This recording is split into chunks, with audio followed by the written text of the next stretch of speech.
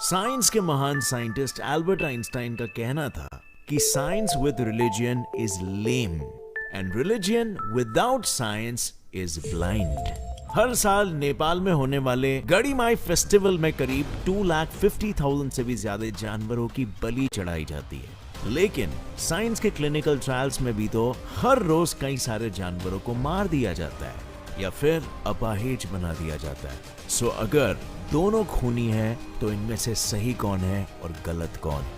और सही और गलत से ये याद आया कि नासा के साइंटिस्ट का ये कहना है कि यूनिवर्स का जन्म एक बड़े एक्सप्लोजन की वजह से हुआ था, लेकिन हिंदुइज्म ये कहता है कि ब्रह्मांड का जन्म भगवान ब्रह्मा जी ने एक कमल की रचना से किया था। तो इन दोनों में से कौन है जो प्रूफ्स के आधार पर दावा कर रहा है और कौन महज मान्यता के आधार पर? हम ये तो जानते हैं कि दोनों भी इंपॉर्टेंट है, लेकिन कौन सा साइड ज्यादा इंपॉर्टेंट है? आज हम दोनों को हेड ऑन हेड फेस कराएंगे और सारे सवालों का जवाब ढूंढ के निकालेंगे in our this video titled science versus religion, universe की किलकारी। हिंदुइज्म में लिखे हुए श्रीमद् भगवद गीता और वेदों के अनुसार हम अभी ब्रह्मा जी के 51st वर्ष के पहले दिन में जी रहे हैं। काफी इंटरेस्टिंग थॉट है, राइट? शायद आप नहीं समझे होंगे। देखो, हिंदुइज्म के अनुसार हमारे ब्रह्मांड का जन्म ब्रह्मा जी के साथ ही हुआ था और उसका अंत भी उन्हीं के साथ होगा, क्योंकि वो ब्रह्मा जी है जिन्होंने धरती पर सारे जीवन के रूपों का निर्माण किया है। लेकिन देयर इज अ कैच, बाकी गॉड्स की तरह ब्रह्मा जी अमर नहीं है, उनकी आयु टोटल सिर्फ 100 इयर्स है। आई नो ये काफी अटपटा साउंड कर रहा होगा कि 100 साल तो कब के खत्म भी हो गए होंगे, तो फिर आखिर वो कैसे मृत्यु के बाद भी जिंदा है? तो देखो, जब मैंने कहा था ना 100 साल, तो मैं ह्यूमन ईयर्स की बात नहीं कर रहा हूँ। ब्रह्मा जी के आयु का एक साल ह्यूमंस के लिए 3.1104 बिलियन ईयर्स जितना लंबा माना जाता है। और अगर मैं हमारे इन ग्रंथों में लिखे हुए ज्ञान की बात करूं, तो उस दौर में लोगों को astronomy, astrology, self defence, Ayurveda और जीवन जीने के लिए ऐसे ही जरूरी चीजें गुरुकुल में सिखाई जाती थी। क्या आज हम ये सारी चीजें सीख पा रहे हैं? नहीं। और हम कोई भी चीज सीखते कब है? ऑफ कोर्स जब हम उस चीज को खुद कर चुके हैं। अब हमारे इतिहास में तो ये चीजें मौजूद है, लेकिन क्या हम इतिहास से इन चीजों को अपने आज में अपना रहे हैं? इसका जवाब है अगेन बिग नो। और जब ये चीजें हम आज ही अपना ही नहीं रहे हैं, तो आने वाली कल की पीढ़ी को इन चीजों के बारे में कैसे पता चलेगा? शायद उस दौर तक ये चीजें इसी तरह मिट जाएंगी जैसे हम तक पहुंचने से पहले गुरुकुल में सिखाई गई चीजें मिट चुकी है और बस सिर्फ इतिहास के पन्नों में बंद कर रह चुकी है। पर आप ऐसा होने से रोक सकते हो। इसके लिए भगवद गीता, पवित्र रामायण और महाभारत, हर युग में सच होने वाले 11 सबक। लेकिन ये तो हुई रिलीजन की बात। अब क्यों ना जरा साइंस की भी राय सुन लेते हैं। ये तो हुई रिलीजन की बात कि हमारा जन्म कब हुआ था और हमारी मृत्यु कब होगी।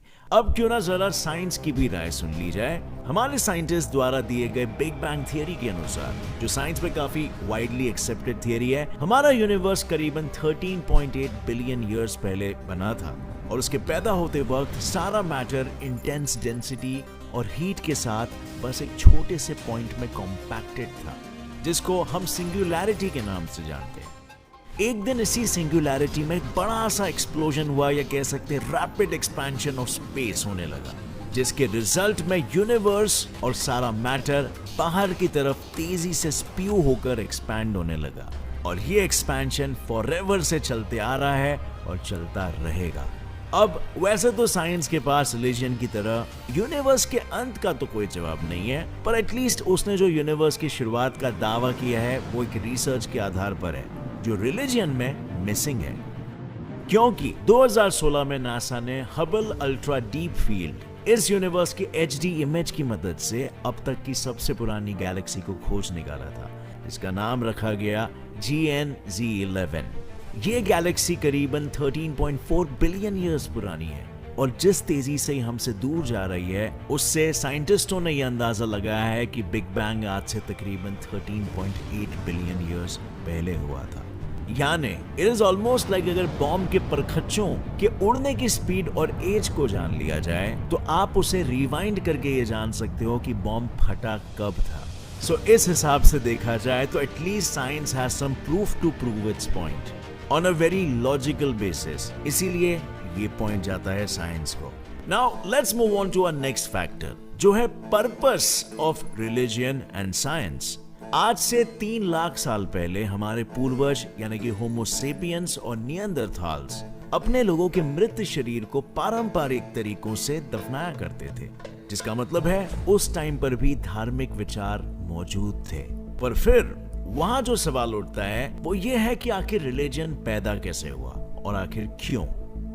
इस सवाल के जवाब में क्वींस यूनिवर्सिटी के साइकोलॉजिस्ट का ये कहना है कि हमारे पूर्वजों ने जब ग्रुप्स बनाकर रहना शुरू किया था ना, तब बिना केओस के लोग मिलजुल कर काम करे, इसीलिए कुछ नियम कायदों का तड़का लगाया गया बाय देयर ग्रुप लीडर्स, जिसे आज हम रिलीजन कहते हैं। मिसाल के तौर पर हिंदुइज्म में रामायण और महाभारत जैसी जो पौराणिक कथाएं हैं ना, उनमें हमें प्रेम, साहस, सच्चाई, हिंसा, घृणता, ईमानदारी जैसे कई सारे इमोशंस की सीख दी जाती है। और साथ ही बताया गया है कि अगर इन सारे इमोशंस को हमने खुद पर हावी होने दे दिया तो उसके क्या क्या परिणाम हो सकते हैं।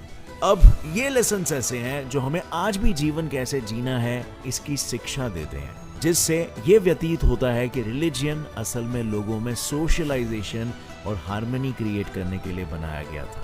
लेकिन क्या साइंस भी रिलीजन की तरह ये गुण सिखाता है? साइंस की शुरुआती जड़ें एंशिएंट इजिप्ट और मेसोपोटामिया में लगभग 3000 से 1200 BC तक जाती है, क्योंकि उस समय नेचर की सारी इरेगुलरिटीज को टैकल करने के लिए साइंस एक तरह से ब्रिज था बिटवीन ह्यूमंस एंड नेचर। यानी ये कह सकते हैं कि साइंस नेचर की वजह से ह्यूमंस के दिमाग से बाहर आया, maybe so that we can predict nature's behavior better. In fact, 4th century BC के एंशिएंट ग्रीक फिलोसोफर एरिस्टोटल का तो ये भी कहना था कि साइंस के प्रैक्टिकल, पोएटिकल और थियोरेटिकल ऐसे 3 रूप होते हैं और उनमें कोई दबाव या मर्यादा नहीं होती। उनके अनुसार साइंस सिर्फ ह्यूमन के क्यूरियोसिटी की भूख मिटाने का तरीका होता है, जिससे इंसान का दिमाग एक्चुअली में तंदुरुस्त रहता है। इनफैक्ट आपकी क्यूरियोसिटी एक संकेत है कि आप में शायद डिप्रेशन के लेवल्स बहुत कम हैं। जो एक्सट्रीमली ज्यादा क्यूरियस लोग होते हैं उनका ये नेचर डिप्रेशन के लिए एंटी वेनम का काम करता है। कभी कभी क्यूरियोसिटी के पीछे ह्यूमंस अपनी लिमिट्स के पार चले जाते हैं, जैसे स्टीवन लुडविन, जिन्होंने जहर से इम्यून होने के लिए 30 सालों तक स्नेक वेनम को अपने बॉडी में इंजेक्ट किया, which is insane। और इसीलिए अगर पर्पस की बात करें तो रिलीजन का पर्पस ज्यादा सेन था, एंड देयरफॉर ये पॉइंट उसे मिलना चाहिए। रिलीजन हम में से बहुतों को पर्पस देता है जो शायद साइंस उस हद तक ना दे पाए। बट इसका मतलब ये नहीं है कि साइंस के रास्ते से आप चलोगे तो आपको कोई पर्पस नहीं मिलेगा। At the end of the day purpose depend करेगा आपके नजरिए पर, और कोई पर्पस ऐसा नहीं है जो आप अपनी लाइफ के लिए नहीं क्रिएट कर सकते हो। बट या जो लोग अपने लाइफ का पर्पस नहीं क्रिएट करना चाहते या नहीं क्रिएट कर पा रहे हैं, उनके लिए रिलीजन एक रास्ता बना देता है, एंड देयरफॉर इस मामले में रिलीजन को पॉइंट मिलना चाहिए। पर अब जब रिलीजन और साइंस का अंकुर कहां से उगाया ये हमने जान लिया है, तो उससे उगे हुए पेड़ की शाखाएं कहां तक जाती है वो भी जरा देख लेते हैं, ताकि इन दोनों के आज के समय के इम्पैक्ट्स के बारे में भी हम बात कर सकें। Positive impact of science and और रिलीजन। इस दुनिया में ऐसे कई सारे रिलीजन्स हैं जो नेचर के सारे एस्पेक्ट्स को वर्शिप करना सिखाते हैं। मिसाल के तौर पर हिंदुइज्म में करीबन 33 मिलियन गॉड्स एंड गॉडेसेस है, और ऑलमोस्ट उन सब के साथ एक एनिमल को जोड़ा गया, लाइक गणपति बापा के साथ मुशक, इंद्र जी का ऐरावत और कार्तिकेय जी का सूरपद्मा। और इससे होता यह है कि हम इन भगवानों के साथ साथ इन वाहनों को भी वर्शिप करते हैं, जिससे इन जानवरों को हार्म करने से पहले हिंदू लोगों के मन में एटलीस्ट एक बार तो पाप लगेगा ये ख्याल जरूर आता है। पर क्या धर्म में बताई गई सारी बातें इतनी ही वेल थॉट होती है, या हम उन बातों को अपने कन्वीनियंस के अनुसार उनका मतलब निकाल लेते हैं? क्योंकि जैसे कि मैंने पहले बताया, जब हम समाज में मिलजुल कर रहने लगे थे तब इस समाज को ढंग से चलाने के लिए कुछ नियम और कानून बनाए गए थे, और हमारे ऋषि मुनि इन्हीं कानूनों को किताबों में लिखकर एक स्टोरी के रूप में अगली पीढ़ी तक पहुंचाने लगे। लेकिन धर्म की सारी बातों का पालन अच्छे से हो और उसका डर सभी के मन में बना रहे, इसके लिए विद्वानों ने ये सारी किताबें भगवान से जोड़ दी और लोगों के मन में ये डर बैठा दिया कि इन किताबों के विरुद्ध जाना मतलब भगवान के विरुद्ध जाना। अब हो सकता है बिल्कुल कि ये बातें शायद उस समय के लिए सही भी हो, पर वो समय और आज की दुनिया में बहुत फर्क है। हमारी बढ़ती टेक्नोलॉजी के साथ हमारे एथिक्स में भी चेंजेस आना बेहद जरूरी हो चुका है और रिलीजियन शायद यहाँ पर हार जाता है। वो खुद में आज की तारीख में बदलाव नहीं लाना चाहता और चाहे फिर किसी की जान ही क्यों ना चली जाए। और पता है इसका सबसे बड़ा एग्जाम्पल कौन है? The great scientist Galileo. साल 1632 में सर गैलीलियो ने एक बुक पब्लिश की थी जिसमें उन्होंने कहा था कि सन अर्थ के अराउंड नहीं बल्कि सारे प्लैनेट सन के अराउंड ऑर्बिट करते हैं। लेकिन ये बात वहां के चर्च और धार्मिक लोगों को हजम नहीं हुई, क्योंकि बाइबल के अनुसार अर्थ यूनिवर्स का सेंटर है और सारी चीजें अर्थ के अराउंड ही ऑर्बिट करती है। बाइबल के हिसाब से उस समय के लोग जियोसेंट्रिज्म का मॉडल फॉलो करते थे और इसीलिए गैलीलियो के इस धर्म विरोधी बात के आधार पर चर्च ने उन पर वीहीमेंट सस्पेशन ऑफ हेरेसी या सिंपली कहूं तो ब्लास्फेमी का इल्जाम लगाया और उन्हें उम्र भर हाउस अरेस्ट की सजा सुना दी।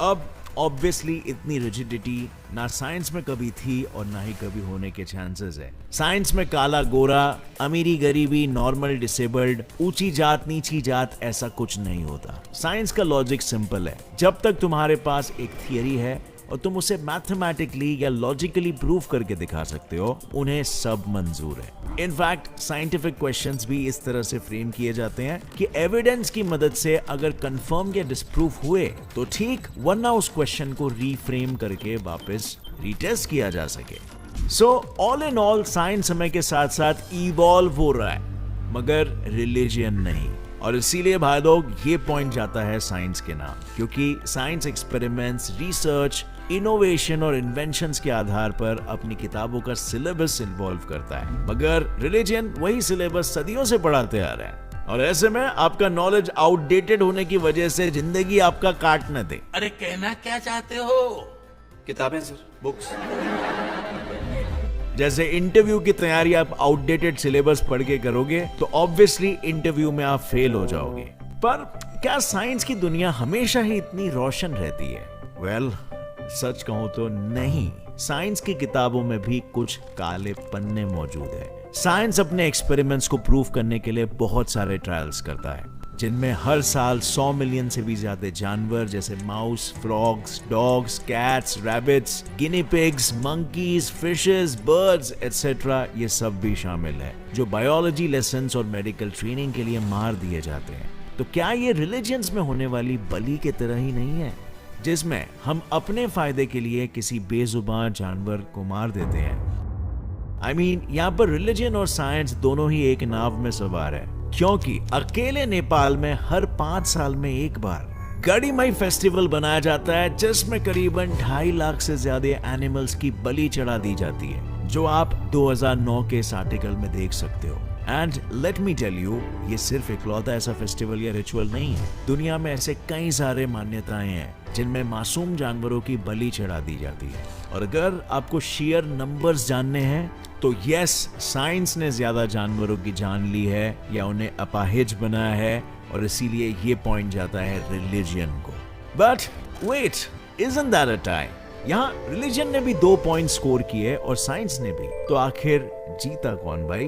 तो देखो यार, रिलीजन में जो बलि चढ़ाई दी जाती है ना, वो प्रॉस्पेरिटी या कोई मन्नत जैसी चीज के लिए चढ़ा दी जाती है, जिसका वैसे कोई पर्पस ही नहीं है।